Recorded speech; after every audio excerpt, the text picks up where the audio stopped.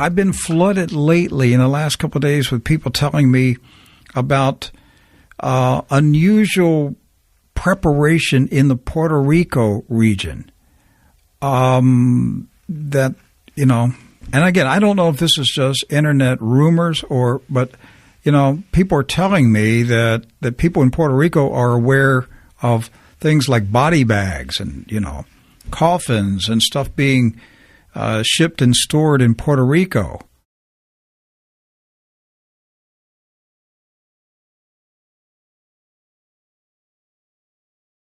Sí dicen que funcionarios federales han señalado que el área de FEMA, o sea, la región 3, que cubre la zona este, la costa este de Estados Unidos, vamos a hablar de Washington, D.C., Delaware, Maryland, Pensilvania, Virginia, Virginia Occidental, Nueva York, pues se prepara en silencio.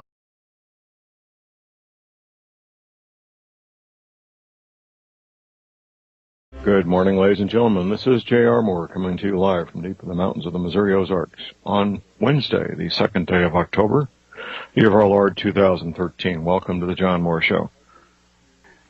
We have Professor James McCanney waiting for us. John, good morning. How are you?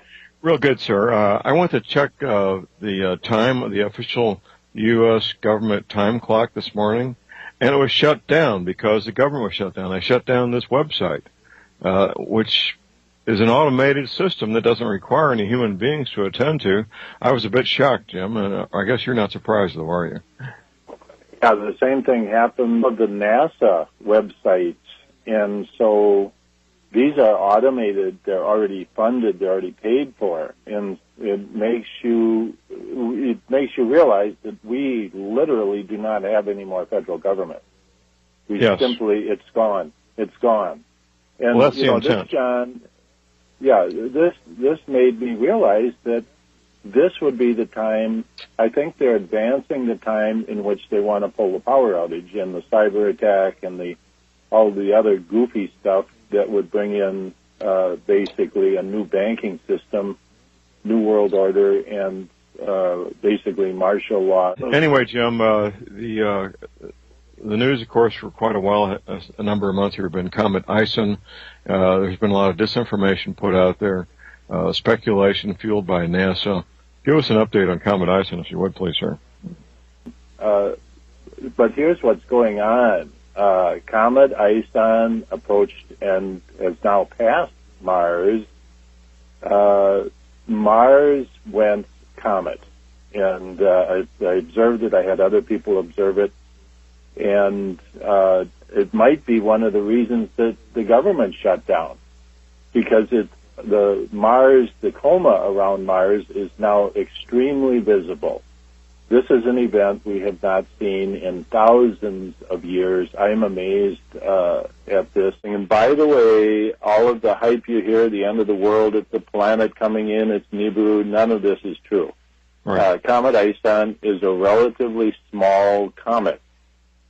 It has no direct path involving Earth at all. And so I just want to clarify that.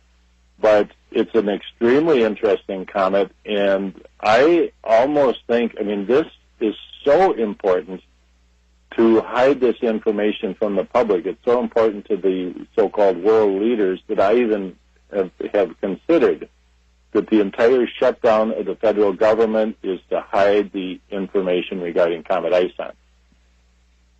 Well, that's... in the fact that it's the timing is very strange. This event is astronomically, in terms of astronomical history, is an event that is, like I say, extremely important because we have not witnessed a comet come this close to a planet in that long. Now, I want to tell you what the data that NASA is hiding and the military, what it is showing. Please. It is showing auroras on Mars. It's showing the interaction of the electrical discharges between the comet and Mars. It's showing all of a sudden the comet brightening tremendously, which it is right now. It has grown tremendously over the last day. And then Mars developing a comet coma. literally about the size of a quarter the size of the full moon in the sky, and it's very visible.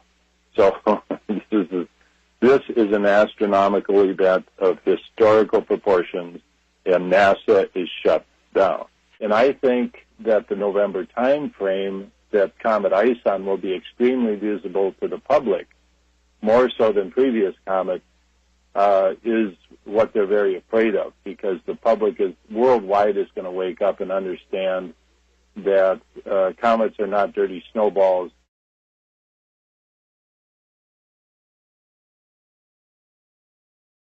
There's been a lot of earthquakes, including the Atlantic region. A major catastrophic thing will be happening in Region 3, and I should not even have said that to you now, because the source that I got it from, I said, if I were you, I wouldn't even tell people that, because they're going to think you're a wacko. Because how do you predict a national catastrophe? You can't predict that there's going to be a...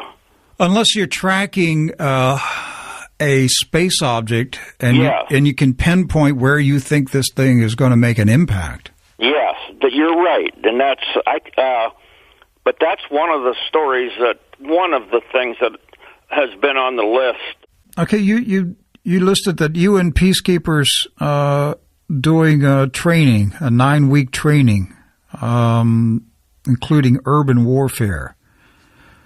Were these? I assume these are foreign troops. Where was the training being done? I can't. I'm not going to say. All right. In the U.S. or around the world? I would say both. Okay. That's all I'm going to say. Okay. And you said that there were like nearly 400,000 troops involved in the training? Whatever I said, I stand by. Okay. Is there anything unusual about that? No. Okay. I don't think there's anything unusual about any of them individually, but when you group them all together, and it's the timeline. Okay, so... The timeline is what's the thing I discovered. I wouldn't have thought anything of them if they'd have been done individually over a year's period of time. But when you take them all as a group and have them all being delivered by September 28th, and then look at all the other things that are happening, put all those things together, and it scares the living crap out of you.